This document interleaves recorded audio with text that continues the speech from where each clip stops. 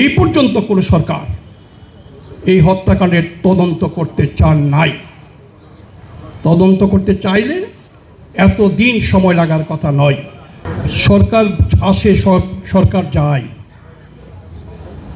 কিন্তু এই নির্মম হত্যাকাণ্ডের তদন্তের ফলাফল জানি না। আপনারা কি বিশ্বাস করেন জানি না, আমি বিশ্বাস করি এই পর্যন্ত, আজকের সরকারের কথা আমি জানি না, বলার সময় হয় নাই, এই পর্যন্ত যে সরকার ছিল এই হত্যাকাণ্ডের পরে তারা কেউই এই সাগররুনি হত্যাকাণ্ডের তদন্ত করতে দেন নাই।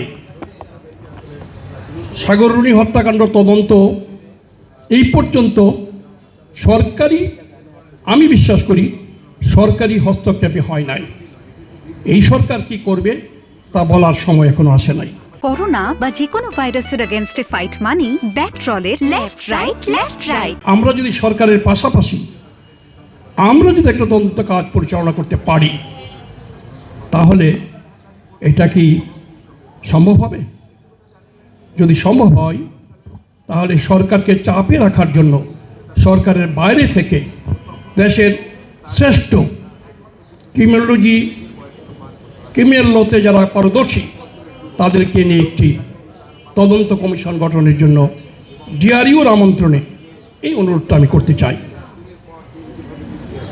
আর একটি কথা বলে শেষ করি, এই উচ্চ আদালতে কি হবে এই চিন্তাটা এখন না করে নিম্ন আদালতে যারা এক্সপার্ট তাদের কাছেই আমাদের ছুটে যাওয়া, তারা আমাদের কিভাবে সাহায্য করতে পারে, পাশাপাশিভাবে তাদের মতামত সম্বলিত রিপোর্টটা সরকারের কাছে জমা দেওয়া। দেখি আমাদের ভাগ্যে কি আছে। আর কিছু বলবো না, বলতে এখন চাই না, কারণ বিষয়টা সাবজুডিস।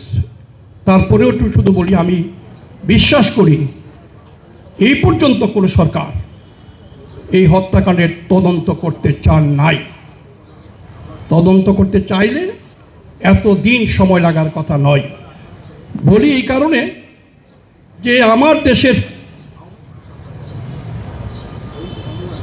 যারা তদন্ত করে, তদন্ত কর্মকর্তারা, তাদের জ্ঞান গরিমায় দেমাগে যদি না কোলায় তাহলে তাদের উচিত ছিল বিশ্বের বিভিন্ন দেশে যারা যাদের সুনাম আছে তদন্ত কাজে, সেই সমস্ত দেশের একটি সাহায্য নেওয়া যেতে পারত, কিন্তু তা তো হয়নি। আগামী দিনে কি হবে? চলুন না আমরা সবাই মিলে চেষ্টাটা করি।